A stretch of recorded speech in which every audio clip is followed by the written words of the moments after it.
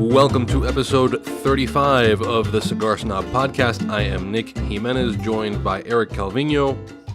How's it going? And Ivan Ocampo. Good day. All right, on this episode of the podcast, we'll be smoking something by My Father Cigars, as well as talking a whole bunch of sports, North Korea stuff, Nicaragua stuff, and playing some pretty awesome Stanley Cup celebration audio down the road in the podcast. But first, a word from our sponsor, Villiger Cigars. Villiger Cigars, celebrating 130 years in tobacco, unveils its first ever full-bodied premium handmade cigar in the Villiger La Vencedora.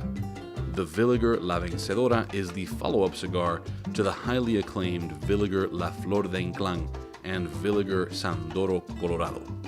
This Nicaraguan puro, wrapped in a beautiful Nicaraguan Habano puro wrapper, boasts a potent, full-bodied smoking experience featuring highly seasoned, hearty flavors. The Villiger La Vencedora, which translates to the victor, emits a billowing aromatic smoke throughout the smoky experience. The Villiger La Vencedora, a palate-pleasing, full-bodied, yet elegant cigar that will satisfy the cigar connoisseur as well as the casual smoker. This episode's featured cigar is Vegas Cubanas by Don Pepín García. This is, of course, made by My Father Cigars in Nicaragua. Here is what My Father has to say on their website. Quote, Vegas Cubanas is a symbol of a traditional handmade cigar. It is the result of a careful selection and elaboration of our best Nicaraguan fillers and binders being grown in Estelí and Jalapa regions of Nicaragua. The cigar is dressed with a beautiful corojo wrapper that has been skillfully chosen and optimally matured for a medium body smoking experience. The brand name comes from the name given to tobacco fields in Cuba, Vegas. It is exquisitely packaged in Cuban-style dressed box.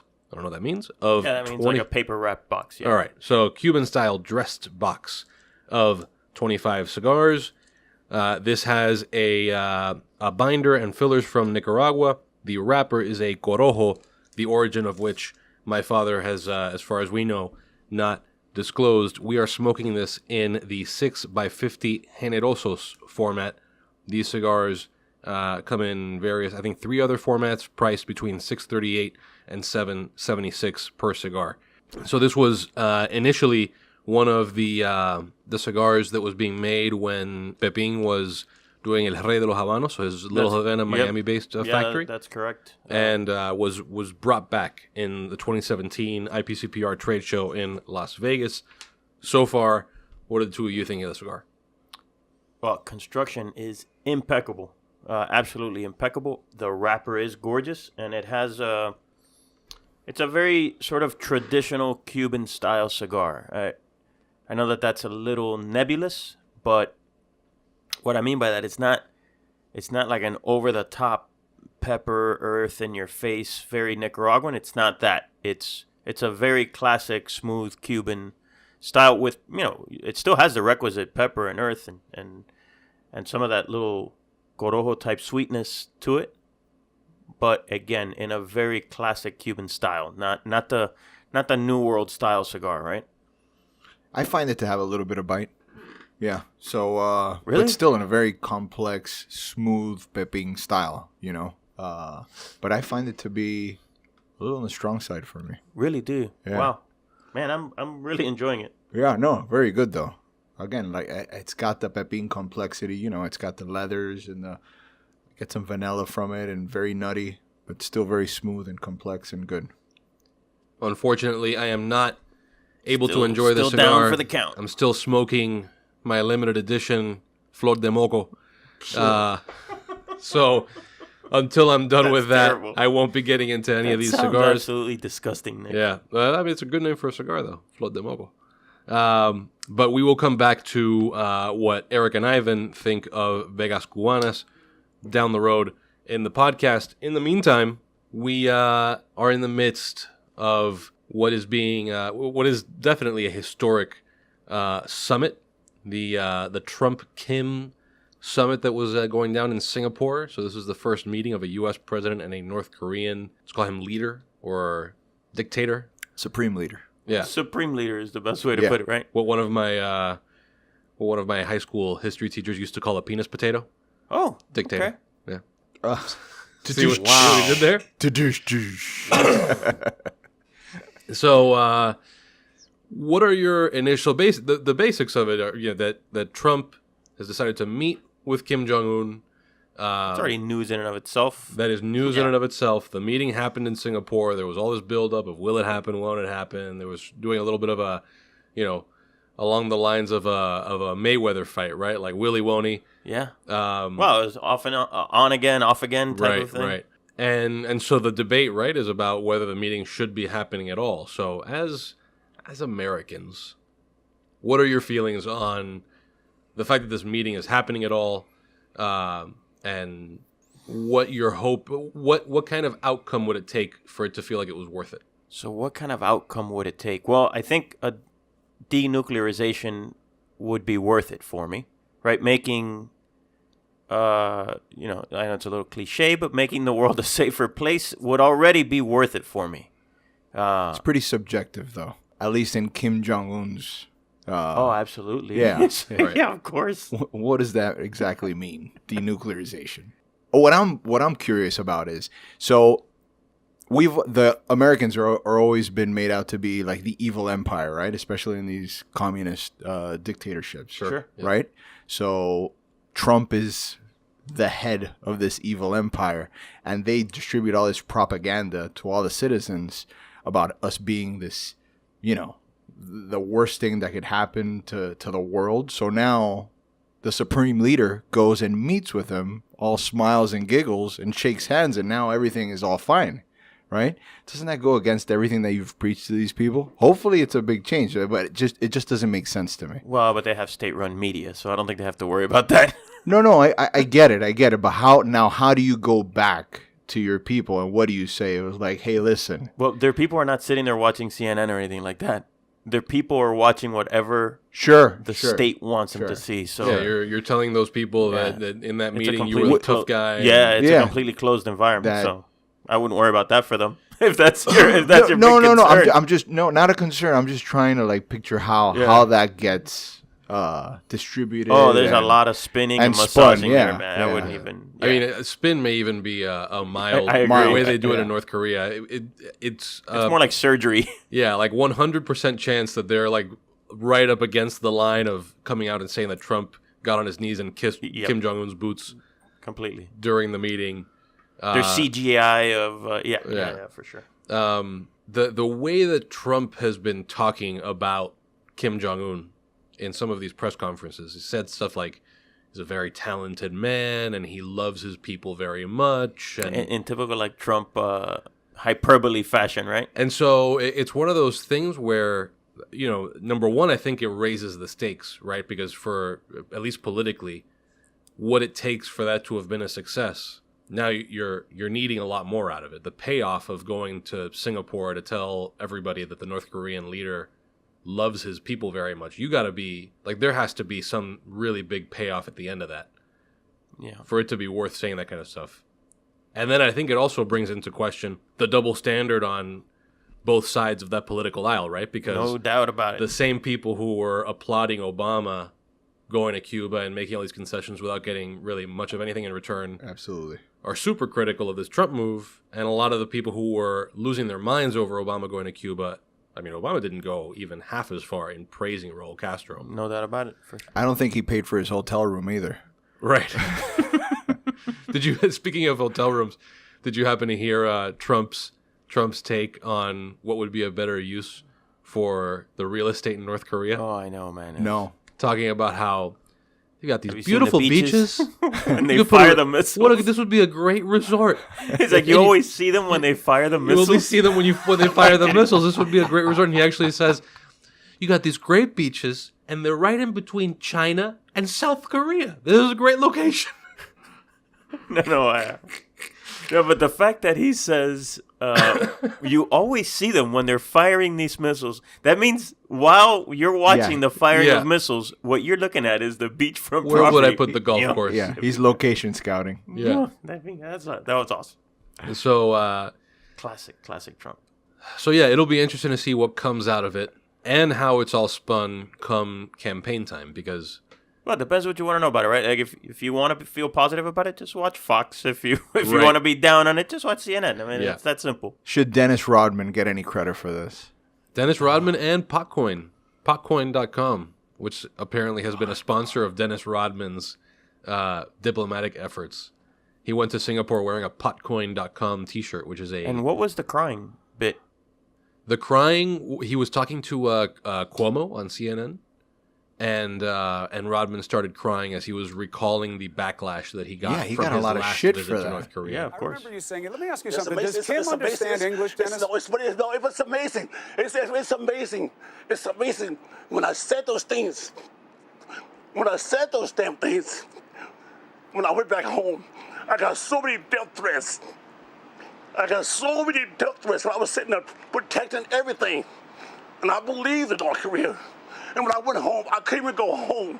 I couldn't even go home. I had to hide out for 30 days. I couldn't even go home. But I kept my head up high, brother. I knew things were going to change. I knew it. I was the only one. I never had no one to hear me. I didn't know one had to see me. But I took those bullets. I took all that. I took everything. Everyone came at me, and I'm still standing. And today is a great day for everybody. Singapore, Tokyo, China, everything. It's a great day. So Even like the guys who were like tag-alongs on that got a bunch of shit for it. Yeah. So that crying thing where he's talking to Cuomo, to me, the most interesting part of it was, so immediately after that interview, Cuomo has James Clapper, the former national security guy, in the studio. So then he starts talking to James Clapper about this Dennis Rodman interview. And when Cuomo says something to the effect of, well, this is crazy, you know, Dennis Rodman is the most valuable resource we have in understanding Kim Jong-un, and James Clapper, who you expect to say, no, actually, we have like the most robust national security operation in the world, and we know all kinds of shit. Yeah. Says, yeah, it's pretty crazy. He really is the most valuable thing we have. So the worm, baby. the worm. He doesn't just get rebounds. He gets intel. So, you know, the world is upside down. The world is upside down and everything is stupid. Is the lesson It's of the the day. takeaway here for sure. All right. Before we move on, actually no. First, let's talk some Father's Day. So, I'm just trying to segue. Does Kim Jong-un have kids? No, but you know what? Both of these people owe their positions of power largely to their fathers, and so in honor of this Father's Day, Very nice. in honor of Father's Day and fathers everywhere, Nicky, you found that segue on the fly? I did. think so, right? I think we I just did. saw it happen. I did. The wheels. You saw the wheels turning. Well done, Yeah, let me get a Nicholas. horn. Let me get a. Come on. Come let me on, get that a little deserves a noisemaker horn. action. That Come was on. more of a golf cloud. That was more of a golf segue, cloud. but Okay. All right. There we go. A half horn. Nice. All right. So I'm the only one here who's not a father, so I will defer to the two of you. Although I guess we all have fathers. But what are you doing? What are you doing for Father's Day? What would you like to do? Because maybe you're not doing what you'd like to do. I think all fathers share the same sentiment. They don't want to do anything on Father's Day, Just wanna right? Just chill. fucking leave me alone. Man, let me play some golf or something. U.S. Open this weekend. That's it. U.S. Open, World Cup. That's later though. Shh, quiet. We got a boy. sports segment coming. Okay. Like, he just shushed himself. No, but you were going to talk about U.S. Open as being how you want to spend your Father's Day. Oh, I do. I mean, Yeah. please leave me alone on the couch watching the U.S. Open. Have you seen any of the pairings?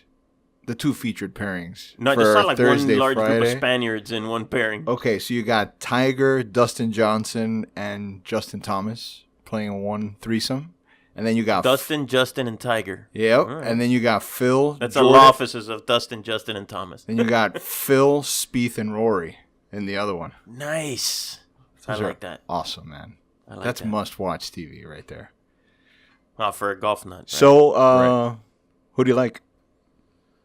Here's our lead pipe lock segment. yes. Man, Tiger. I like Tiger. Yeah. I like him at Shinnecock. I just like saying Shinnecock. Yeah. No, seriously. I don't know. That's who I got. Okay. I got it Tiguerazo. I think everybody's pulling for Lefty, though. You know. Oh, because this is the one major he the doesn't one have, major right? he doesn't the have. career slam. He's come He's In come close. He second- came second, yeah. Second place 6 times. To like Retief Goosen Well, last. 6 times. Six He's come times? second Wow. place. It's the only major he hasn't won. So this will be fun to watch. So I still don't feel that the me neither. lefty. I'm not Me feeling neither. lefty here. I like John Rahm. Here's my my shit. sleeper pick. Yeah, Wow. we'll see. Or Ricky. Ricky needs a major Ricky's always good for like that surprise win. Yeah. But I got Tiger there, man. Okay. I feel the finishes getting better and better and better. The one I'm not feeling is Spieth. The putter is just completely abandoned him. Anyway, Yeah, but then it'll show up out of nowhere. So we'll see. Check back next week. We'll see how our lead pipe blocks did. All right. Eric, any Father's Day plans? well, I normally we do these things at my home, but I've got to go to my dad's house, spend time with him. I have to go to my stepdad's house, spend time with him, and then I'll end the day on my couch somehow. That's my dream. It's just Hope you get there quick. Yeah, but no, it'll be fun, man. Spend time with these dudes and smoke cigars. And in my dad's house, we'll be drinking a lot of wine. My stepdad's house, probably beer. So That's well-rounded. yeah. And then Maybe once I get to the couch, I'll probably have like a tequila. There you go. Nice. So A little around the world situation there. Yeah, I think I'll probably end up hosting people at our house. whoa, the non-father hosting. Well, yeah, hosting my dad. No, of course. I think that's probably what we'll end up doing. I'm not exactly sure, but that's probably the move. And probably also going to see my wife's grandfather. So, Hey, so you got some that. Yeah, there's a little bit of traveling Yeah, I'm involved. coming into these holidays sometimes, kind of dreading them sometimes because of the amount of driving that I have to do. Nick, does your dad smoke cigars? He doesn't. No, No? no, It's not too late to convert him. it's not too late. Yeah, yeah. So if you have him over, I don't think with the way you can tell, Nick is not doing well right now with the. Yeah, I probably won't be smoking. I don't think this is the year to convert his dad. Yeah, I'm a bad cigar evangelist this weekend. right all now. right. Yeah. Okay, forget it. So, but I'm going heavy on the Mucinex. So we'll see if I can fix myself in time. Mucinex and Scotch. That's right. It's a good pairing. That's Yeah. actually next It's issue the of next the perfect next issue of the pairings. magazine. Look out for the perfect pairing: Flor de Moco and Mucinex God, he in loves our saying next Flor de Moco. perfect pairing. It just sounds so disgusting to me. I'd love to see what percentage of our listeners Yeah. understand what that is. Yeah. Do we want to do a Flor de Moco based giveaway? No, Yes. no, I don't. Yeah. Yeah. Who knows what that is? Send a picture of yourself smoking Flor de Moco. Please right. don't say that. Okay, so with that, a word from our sponsor, El Galán Cigars. El Galán Reserva Especial comes in 4 all box-pressed sizes, the 5x52 Airosos, the 5 3/4 by 54 Apuestos, the 6x52 Gallardos, which is a torpedo, and the 6x60 Obesos. All of these are 100% Nicaraguan puros with Jalapa Oscuro wrappers. They're available in stores nationwide. You can find them at elgalancigars.com. That's ELGALAN cigars.com. Or look for them on Facebook, Twitter, and Instagram. Just search for El Galán Cigars.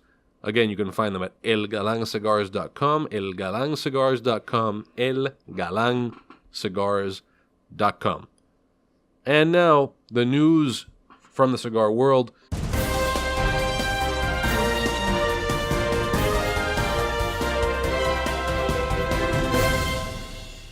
Rocky Patel Premium Cigars has announced that they are launching a new look for their celebrated 15th anniversary line. The blend is staying the same, but if you're a fan of these cigars, be aware that they might begin to look a little different at your neighborhood shop. The idea here is to remedy the problem of, quote, dull bands and the overly heavy metal box plates that kept this brand lost on retail shelves, end quote. So these will now feature the Rocky Patel logo and brand name with shinier silver embossing. Again, if you're a fan of this line, just keep an eye out for the new packaging. Also, CAO tweeted that the brand's creator, Chano Osgener, who was the creative force and visionary who developed the CAO brand, passed away this weekend. Quote, "We will continue to be inspired by his motto, if you can dream it, you can do it. Our deepest sympathies are with his family and all of those whose lives he touched," end quote. So if you are a CAO fan, maybe, pay a little homage, light up a CAO cigar in memory of Chano Osgener, and we'll have more information about about his life and his history in the cigar business in an upcoming issue of Cigar Snob magazine. Finally, we had a chance to speak with Glenn Case, who is the owner of the Christoph brand of cigars. An upcoming issue of the magazine will feature a travel piece in which several cigar brand owners offer their recommendations for your visit to their towns.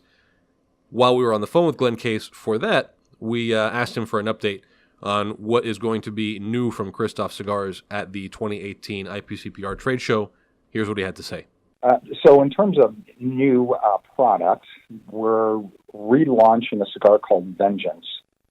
And when I first started our company, by the way, it wasn't, the first cigars we came out with were not called Christoph. It was about a year later that we came out with the first Christoph cigar, and that put us on the map. But the very first cigar I came out with before we got our factory, I worked with Rocky Patel and Jesus Fuego when Jesus was with Rocky, and we came out with a cigar called Vengeance.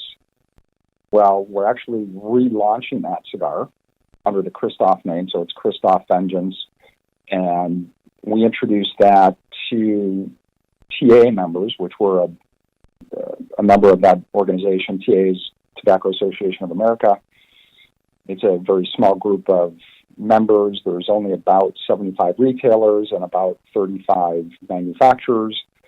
And so they got first dibs on pre-ordering that a couple of months ago at TA in Casa de Campo. But we'll be introducing that at the show. It's a delicious cigar, medium full Connecticut broadleaf, which is our very first Connecticut broadleaf cigar we've come out with. Indonesian binder and a triple Nicaraguan filler. It's outstanding. So that'll be coming out, and actually you're going to start seeing it in magazine ads. And the tagline there is "Back with a Vengeance," so it's kind of cool. So that's new. We just recently launched 3 different Coronas in a tray.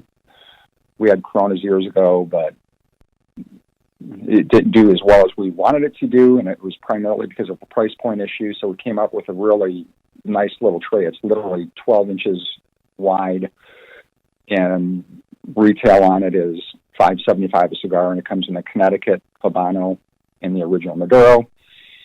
So that'll be shown for the first time at IPCPR. And I would say the last thing is we've made some packaging changes, labeling changes. We started introducing that probably about 8 or 10 months ago. And what we did is we redid our bands, our box labels, and the shelf talker that's built into the box. We shifted to a gold foil printing for the words Christoph and the name of the blend. And it's got a much richer, much more elegant look. So we'll have all those new packaging designs displayed at IPCPR this year. So that's pretty exciting. It just looks much more elegant, rich, a little more sophisticated. So we're excited about that. All right, and finally, we're going to wrap up this this news segment with more of a discussion. As listeners of this podcast know, Nicaragua is heating up. Nicaragua has been Not in a good way. Not in a good way. There's been lots of political upheaval in Nicaragua. The Cliff's Notes of it, for those of you who are totally oblivious, is that the head of state there, Daniel Ortega, announced that they would be reducing Social Security benefits, but increasing the amount that people were required to contribute toward that fund. When people objected and took to the streets, they eventually reversed that decision, but the protests never stopped, and the protests have become basically a referendum in the streets on Daniel Ortega. And it doesn't look like that's going to calm down until some really serious political changes happen.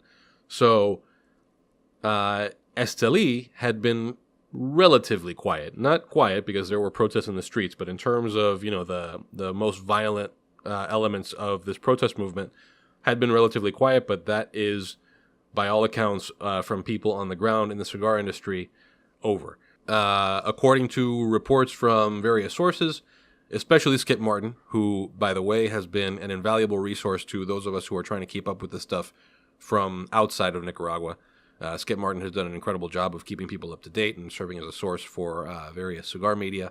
There are protesters who are seizing private property, as well as going to cigar factories because they know that the cigar factories, being the main, Economic driver. are also the where most of the demand for security comes in Esteli, which also means they are maybe collectively without a doubt, the largest gun owner in the city. Of Esteli, for sure. Yeah. No question. So, in anticipation of clashes with police, military, and other pro-government elements, some of these protesters are going to the factories and basically demanding that they be let in to search for weapons. So, for instance, the people at Fábrica Oveja Negra, which is the Black Label Trading Company factory, say that the way that went down there is when they came in, which, by the way, Fábrica Oveja Negra, for those of you who have never been to Esteli, is sort of right on the edge of the city. Yeah, like at the entrance. Right, at the entrance on the highway. And a bunch of guys came in armed, saying, hey, we're here to look for your guns so we can take them. And their approach, which is probably the nice happy medium, was to say, we don't have any, you can come in and check for yourself, but leave your guns at the door because you're going to freak people out in here. But that's been happening at various factories. Some of the bigger factories like STG has, according to reports, been forced to shut down on multiple days. Yep. It keeps going, right? Because workers are unable to get into the city. Exactly. So all of this is to just kind of update people, but I think the thing to watch at this point, the freakiest thing is that it's gone from what's this going to mean for the cigar world, which is still a relevant question, to now there's Rocky was talking about 8 people being shot outside of his factory in the last several days. Yeah, I mean, that street that they're on has been a little hot zone for some reason. Right. So, it's getting very serious, and it's getting to the point where, you have to be concerned for the safety of even some of the factory owners, right? I mean... Yeah, and the scary part for them is that they're kind of caught, right? They're caught between a rock and a hard place because they've got, in order to leave, they'd have to go through these blockades on the street to get to Managua, or they can go the other way and head towards Honduras. But that's not that pretty either. Yeah. Because you've got MS-13 gangs at the border of Honduras, knowing that this is happening, knowing that people will want to flee, and so they will extort you and potentially do worse. So, yeah, it's a scary situation for the families that are there, right? So Skip and a bunch of our friends that live there, they have to get out with their families at some point. Yeah. They have to leave their businesses behind. And it's a scary situation, man, to be in. It really is. Yeah.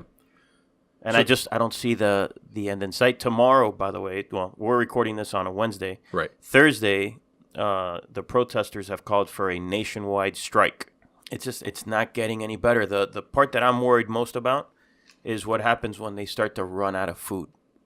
Right.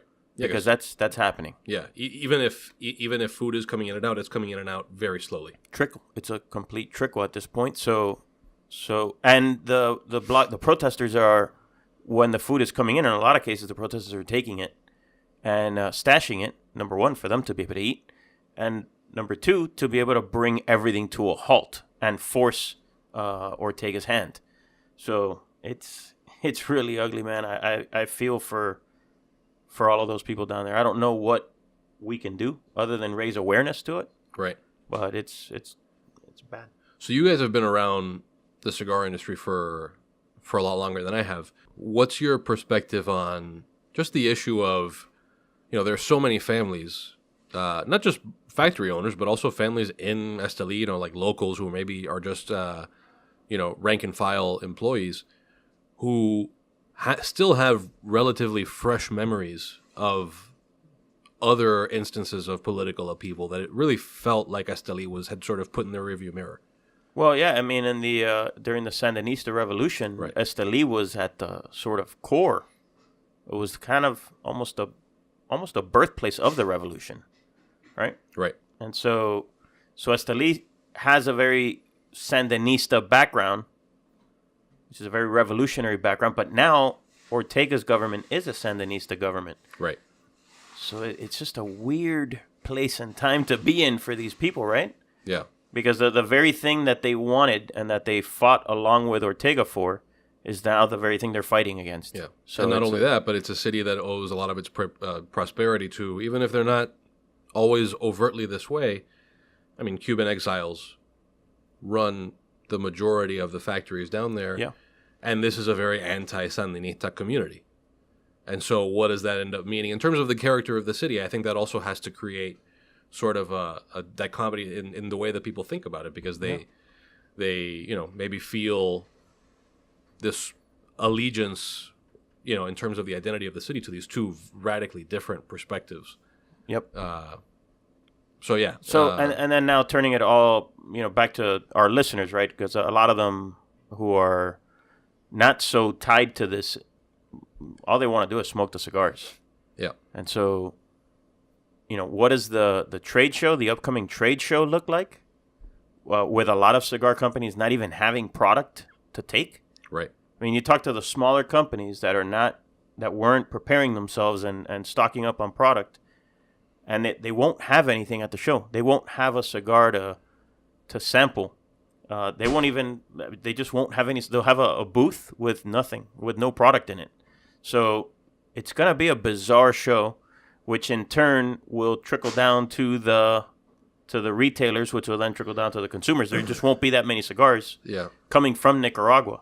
And also, what does that mean for the Dominicans? Does that give them a leg up in terms of their capacity to sell, because they'll have the stuff to sample and put in front of people? Exactly. So it'll be an interesting show. Yeah. And then just throw into that, like sprinkle in the whole FDA. Right. The labeling changes and all the different things. It's going to be a bizarre show for sure. Yeah. But I think that'll be, again, from a cigar perspective, setting aside all of the other concerns, I think it'll be interesting to see whether any of this translates into sort of, even if only a temporary wave of Dominican product into people's humidors, where maybe, let's say for simplicity's sake, that the split in your neighborhood humidor is 50-50. Will that tip the scales in one direction or the other? Because at this trade show where so much of the business is done for the year, the Dominicans are going to be the ones who have their normal amount of samples. They may it'll be from what I can tell, the Dominicans and the larger companies that have the amount of product that they can do that with, that they can stock and they can ship for X amount of time. Yeah. So those won't feel the pain as much. They still will, but not as much as like the little guys. Yeah. Right. All right. So, something to keep an eye out for. Stay tuned to this podcast and also to cigarsnobbag.com and our print magazine for updates on all of that. In the lead up to the show and in the weeks following the show, we'll make sure to keep people posted on all the stuff that we know.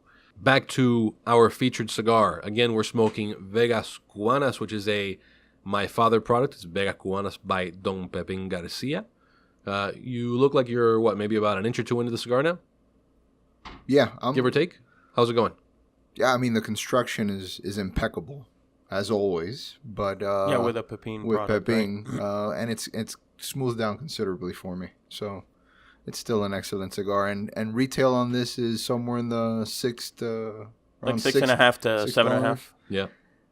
Which is what we would consider value. I mean, this is excellent. Today, yes. Yeah. Today, that is a value cigar. Right? Yeah, it's right up at like maybe the high end of value. Yeah. I mean, and for a product of this level of quality, absolute value. Yeah. So I would be in the market for this. I mean, I'd have no reservation in recommending it. If you're into that classic Cuban but with a Nicaraguan twist, yeah, I'm all over it. So I enjoy the cigar. If you had to pair it with something, what would we be going for here? I would go with a whiskey and not of the peaty variety. So I would go more on the sweeter side, some sort of Highland Scotch, Sure. I'd probably go with. Or maybe a bourbon, or not that. Maybe even no. Actually, bourbon would work beautifully. That would Buffalo Trace type. Sweet. Yeah, Ivan, what are you drinking? A little Jim Beam. Ivan's got a little Jim Beam Yeah, going. it pairs perfectly with that. Yeah, no kidding. Yeah, there you go.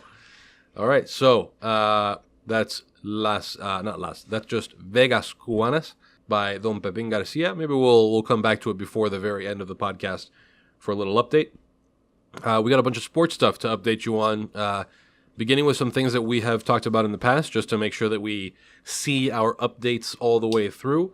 UFC 225 was this past Saturday. Yoel Romero lost by split decision to Robert, I think his nickname is The Reaper, Whitaker. I recommended in the last podcast that you take a look at the first fight in which the two of them go the distance.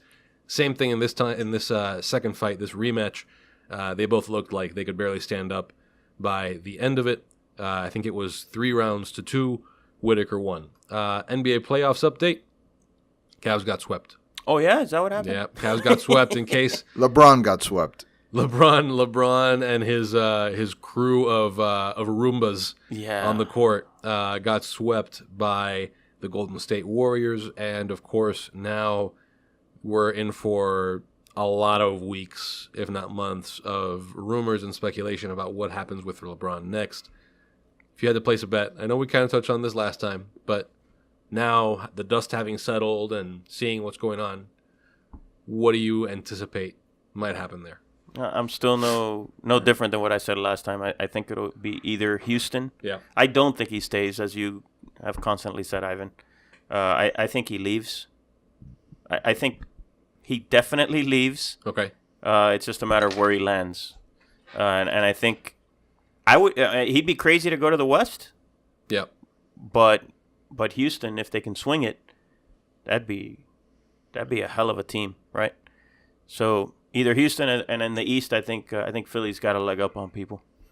So I'll That tell young core. I'll tell you what Philly's got a leg up on everybody. I've seen, and I showed Nick, I've seen a bunch of billboards popping up around the country in all these basketball markets of billboards already projecting LeBron on their team. No shit, I haven't seen this. Philly's got a great one of a boat filled with the entire team, their mascot, which is a bear that I had no idea.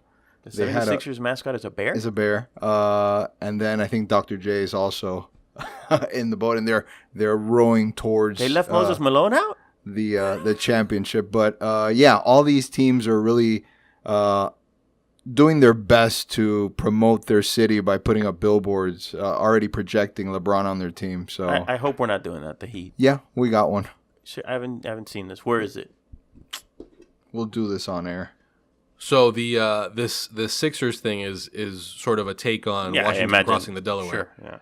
Yeah. And so they're all going toward the trophy. The Miami one was I forget what the image is, but it's something. It's quoting that not one, not two. Yeah, it's Wade and LeBron, and it's not one, not two, and then dot. In terms of making an argument on a billboard, this is the strongest argument here, right? Is you left because you felt like you had unfinished business in Cleveland. Now you have unfinished business here because you said not one, not two, and you got two. So, and then was it LA? Yeah, it sucked, right? Was it the Magic? Or Orlando. Orlando. Do you believe in Magic? Orlando's in the stakes for this? Everybody feels like they are to some degree, right? What about New York? Is New York doing anything? Why would anybody want to go to New York? Because it's New York. But not if you're trying to win. It's the Wait, they history did. King of New York? Prove it. Yeah, they did. Oh, that's right, because he said he's the king of New York, or somebody did, or whatever it was. I just looked this up. Yeah, where's our research department? Nah. Get me our research department on the line right now. Get him over here. I also saw, I don't know if it was Bleacher Report but something about trade rumors about the Warriors trading for Anthony Davis, which Whoa. Yeah. the idea was letting go of a draft pick and either Thompson or Green for Anthony Davis. Ooh. Which I think I the don't know world that of I do Anthony that. Davis. I don't know that I make that move if I'm either one of those. No, two I teams. do it if I'm Golden State for You sure. do it if you're Golden State. Oh, Absolutely. hell I don't yeah. know. Anthony Davis Unibrow, is- dude. He's He's the real deal. He's the I know he's the real real deal, but you have so much chemistry on that team now that if the payoff has to be so obvious to mess with that. If I don't know. They had so much chemistry without Kevin Durant, and then they bring him in, and but who'd they lose? Who did they have to let go of? They didn't really lose anything from that. They just signed him. Yeah. You know, if they had traded for Kevin Durant, then it would be a different equation there. But they just signed him.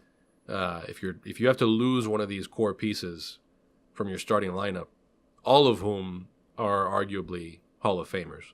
I think Draymond Green he's not a Hall of Famer. I don't think he's no, in that group. I'm saying that I don't know that he is a shoo-in. I think the rest of them are. Klay Thompson is a Hall of Famer. No. Yes. No. The only reason Klay Thompson doesn't have every 3-point record is because he's second to Steph Curry in all of those record categories. You might be right. Okay. No. I'm saying you might be right. He might make it. If you're the second best shooter, if Reggie Miller can be in the Hall of Fame, Klay Thompson can be in the Hall of Fame. Klay Got to Thompson do it longer, though. is on the same level as Klay Thompson. Klay Thompson is on the same level as Klay Thompson. Yeah, no, you meant Reggie Miller. Yeah, it's Reggie Miller. That's what I meant. He's as good a shooter as Reggie Miller is, at least. Yeah, But he doesn't have that funky stroke, though. Reggie Miller had true. that, like, crisscross The stroke. crisscross hand stroke.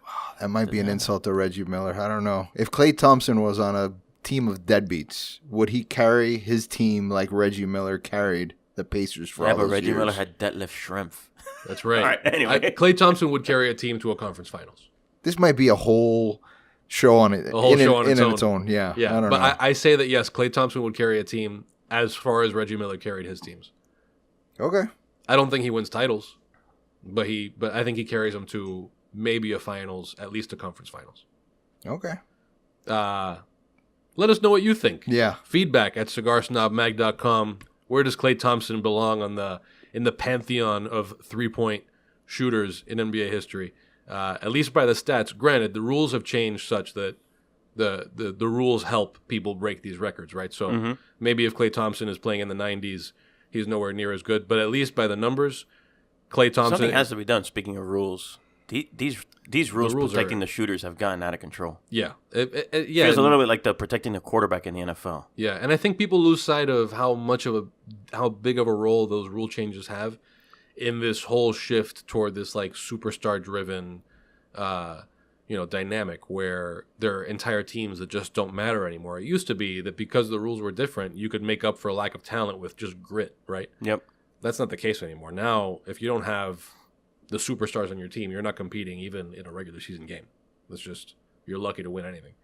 But yeah, I mean, think back to like the 90s. Every team had the fact that I even remember who like Greg Ostertag and Big Country Reeves were. Well, there was a real lack of talent at the center position, which still exists today.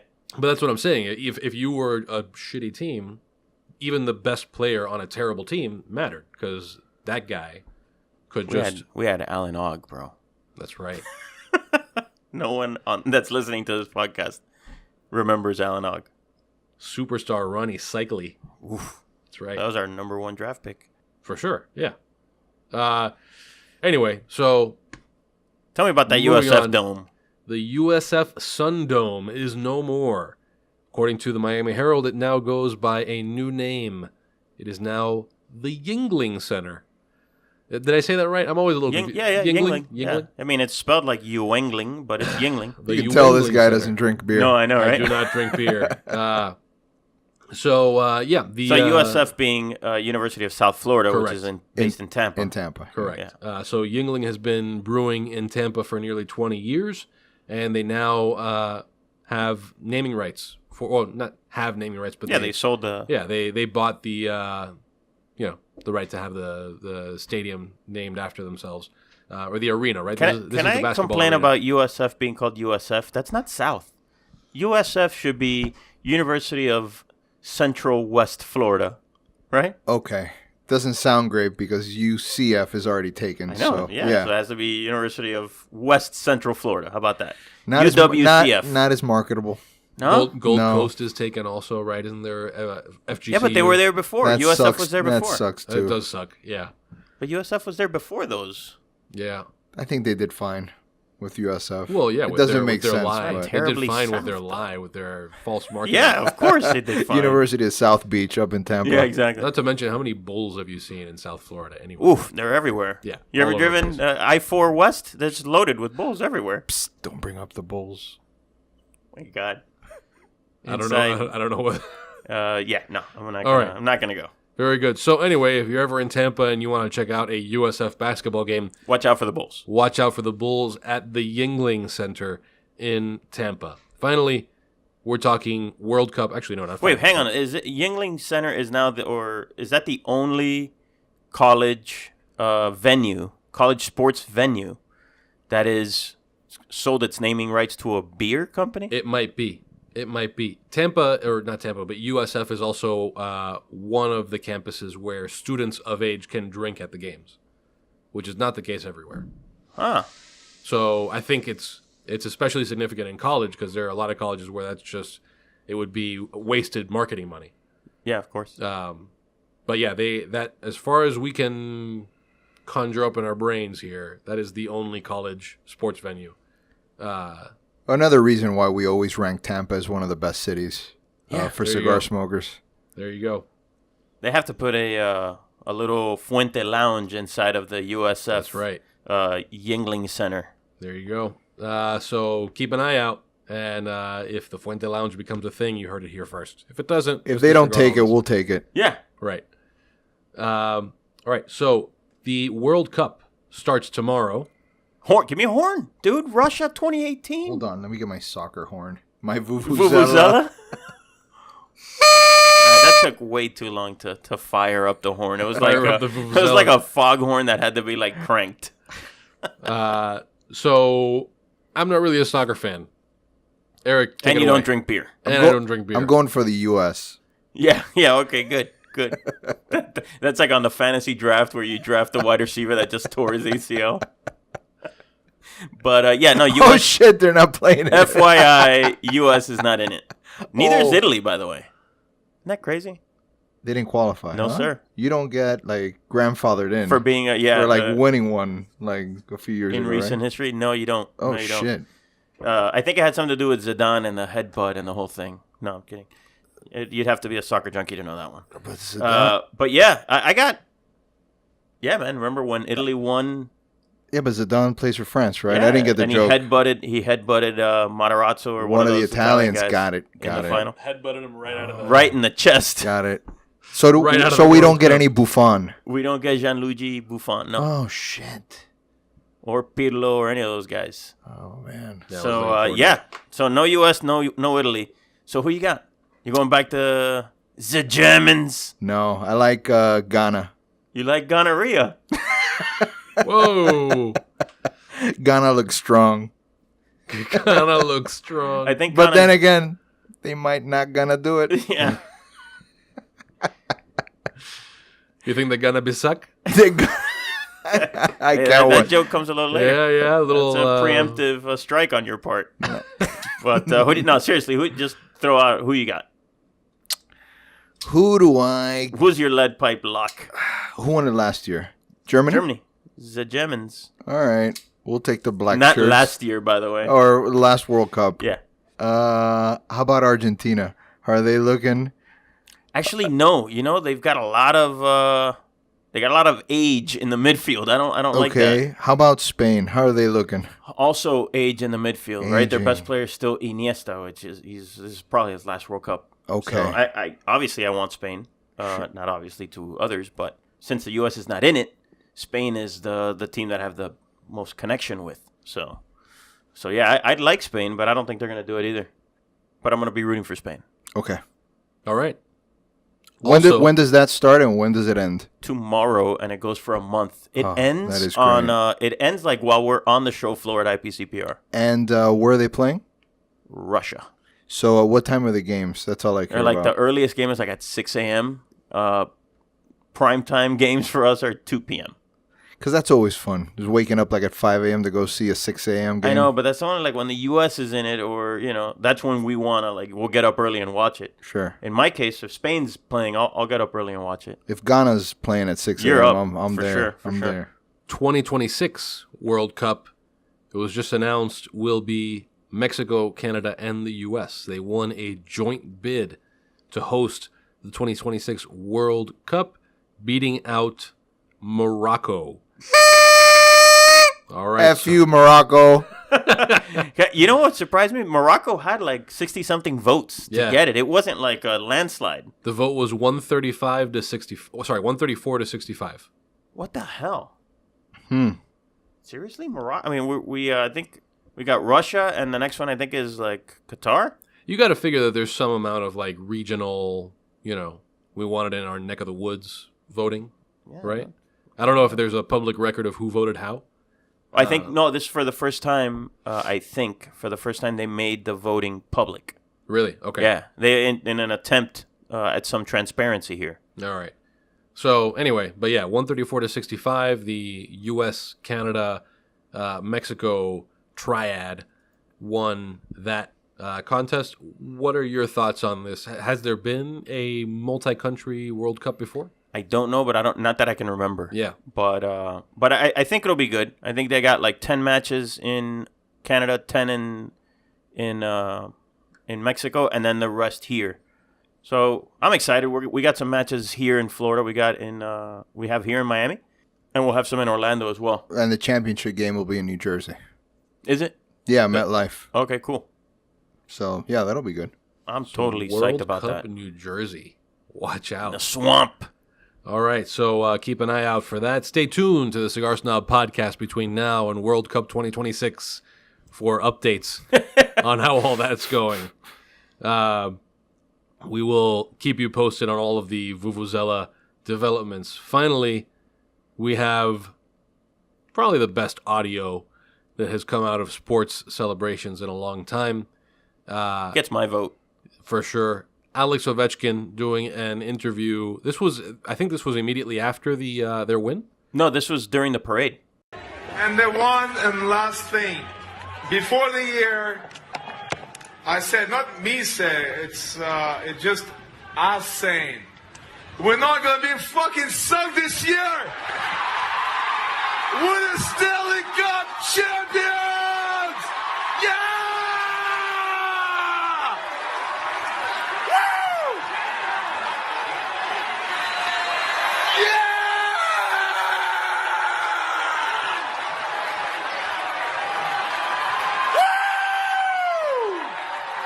Has anyone... I don't think I've ever seen anyone enjoy a championship as much as this. Have you seen him like on Twitter and everything? No, on Instagram, posting no. pictures with him in a bed, shirtless, with the cup, and like Nice. some outrageous Russian woman. Bastard. It's like I think that's everywhere. I'm pretty sure that's his wife. She's outrageous. Yes, she is. Now that we're Anastasia Shubskaya. she's gorgeous. Keep an eye out for Ovechkin on social media. He's a hoot. He's a hoot. Yep. All right. We're not gonna be hoot. So, with that, a word from our sponsor, Villiger Cigars, before we come back with our parting recommendations. Villiger Cigars is celebrating 130 years in tobacco and unveiling its first ever full-bodied premium handmade cigar in the Villiger La Vencedora. It's a follow-up to the highly acclaimed Villiger La Flor de Inclán and Villiger Sandoro Colorado. The Nicaraguan Puro is wrapped in a beautiful Nicaraguan Habano Oscuro wrapper and boasts a potent full-bodied smoking experience featuring highly seasoned, hearty flavors. The Villiger La Vencedora is a palate-pleasing, full-bodied yet elegant cigar that will satisfy the cigar connoisseur as well as the casual smoker. Make sure that you visit Villiger online at villigercigars.com. Check them out on Facebook, facebook.com/villiger.northamerica, Twitter at Villiger Cigars, that's cigars with an S at the end, and Instagram at Villiger Cigar. Just Villiger Cigar, no S at the end, on Instagram. All right, and finally, as we always do, we're going to end this episode with our parting recommendations. This is where we recommend things that you should be eating, smoking, doing, drinking, watching. Eric. Or swimming with. What do you got? So my son is doing some snorkeling camp, or I don't know what, in Key Biscayne, some nature center camp, And all his masks and all his snorkeling stuff is in our camper, which is stored away from home. So I needed to give him a mask. Fortunately, our family from Spain had just come in and gifted both of the boys a full face snorkel mask. I thought, as a lifelong diver, I thought, okay, this is gimmicky, right? Have you seen these things? Yeah. These full face snorkel masks. I have. They look goofy. It looks like a CPAP mask. It does. It looks like something you'd sleep with if you had sleep apnea. Yeah, but it looks goofy. So I thought it was gimmicky. And so my wife says, "No, don't worry. Let them wear that for the camp." And I was like, "No, I'll drive up to Orlando and go get their gear, or I'll just go buy them something." And she's like, "No, try it out." So jumped in the pool, tried it. I tried it. The freaking thing is awesome. Yeah. Awesome. I can't recommend it enough. If you have a kid who doesn't do any snorkeling or anything like that, and he wants to get in the water, and he's maybe not used to snorkels and all that bullshit, that mask is freaking awesome. I was totally impressed by it. What's so good about it? Well, they don't have to deal with the snorkel first, right? So holding the snorkel in their mouth, kids are not used to that. You don't have to stick it under the strap You don't of have the to mask. do any of that. And then the other thing is, you don't have to purge it when you come out of the water. When you're swimming with a snorkel, your snorkel gets full of water. And then when you come out of the water, you got to give it one good purge, right? I love clearing my snorkel. Yeah, no doubt. So anyway, you don't have to do that. You clear your snorkel whenever you want. Whatever way you want. No, but the thing, I was totally impressed by it. Completely. I was floored by how well it works. The mask not fucking suck. Yeah, the mask not sucking fuck. Not Or whatever gonna be- whatever not the gonna be fucking Ovechkin suck. way of saying that is. How is it, Nick? It's not gonna be fucking sucked. That's it. Yeah. The full face snorkel mask is not gonna be fucking suck. There's my recommendation. Ivan? Okay. So this was purchased, I would say about 10 years ago. Not by me. It was gifted to me. I got a set of Zwilling J.A. Henkel kitchen knives, right? And I love these things. These things were amazing. And I used them nonstop. For 10 years. No, for 2 or 3 years. Oh. Broke up with my ex-girlfriend, moved out, and I packed all my stuff into boxes, put a lot of the stuff in storage, moved out, changed houses a bunch of times, and when I went back into storage looking for my knives, I couldn't find them. So fast forward 10 years later, my grandmother tells me that she has a box of my kitchen stuff, right, at her house. And she goes, "What do I do with these things?" And I go, "Just throw them all away. I mean, I got tons of kitchen stuff. I don't need all this stuff." And she goes, "Are you sure there's a lot of nice stuff in here?" I go, No. Just throw it all away. I don't need it." So, as my grandmother usually does, she doesn't listen to anything I say. And she went through it, and she comes back to me. She goes, "Are you sure you want to get rid of these knives?" And I go, "What are you talking about?" So when I went in there to look, I found my knives. Somehow they ended up All along you'd been blaming your ex-girlfriend. I did. It was like he found his knives. No, my grandmother No, refused to throw away my knives. She found them, and that's enough airtime for my ex-girlfriend.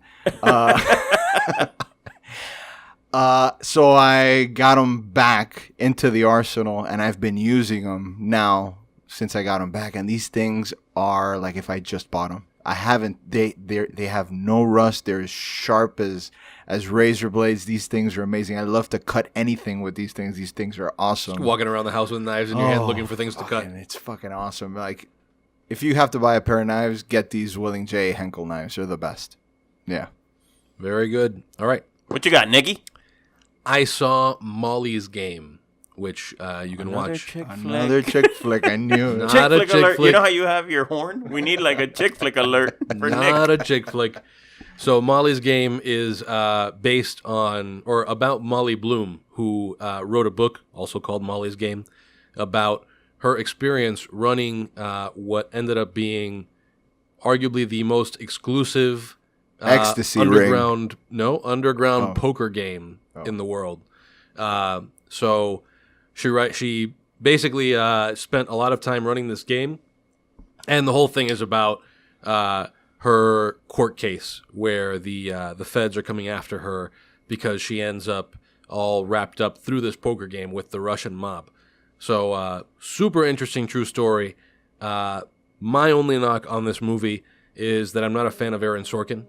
I think everything Aaron Sorkin writes is kind of obnoxious because nobody talks that way. But if you're into Aaron Sorkin, which a lot of people are, like if you're into The West Wing and all those Aaron Sorkin-y things, this is super Aaron Sorkin-y. And I didn't know that was a word. Aaron Sorkin. It's Aaron Sorkin-y. It's an adjective? It's an adjective, yeah. Yeah. Huh. So if you're into Sorkin-y things, or even if you're not, I think the fact that this is a true story sort of kept me engaged. And it is a pretty badass story. So I was totally oblivious to it, even though apparently it got a ton of press. But Molly's Game, which stars Jessica Chastain as Molly Bloom, worth checking out. So, anything else? Where'd you see this? I watched it on Amazon Prime Video, but I'm sure there are other places that you can rent it or watch it. No, that's it. That's the only place. Yeah, maybe the only place. No, I'm kidding. I don't know. Anything else that we want to add here? No, but by the way, the cigar is still cruising along, and I'm about halfway through. It ticked up a little bit in Strength. Yeah, but again, not on the palate, which is really nice. So Cool. I'm enjoying it. Awesome. Yeah, it's awesome. Go out and get it. Great. That's Vegas Cubanas by Don Pepín García. With that, thank you very much for listening to the Cigar Snob podcast. Sometimes I forget to do this, but I will throw out all of our social media stuff. You can find us online at cigarsnobmag.com, find episodes of the podcast at cigarsnobmag.com/podcast, and find us on social media at Cigar Snob Mag. Thank you very much. Until next time. Later. Ta-ta. Goodbye.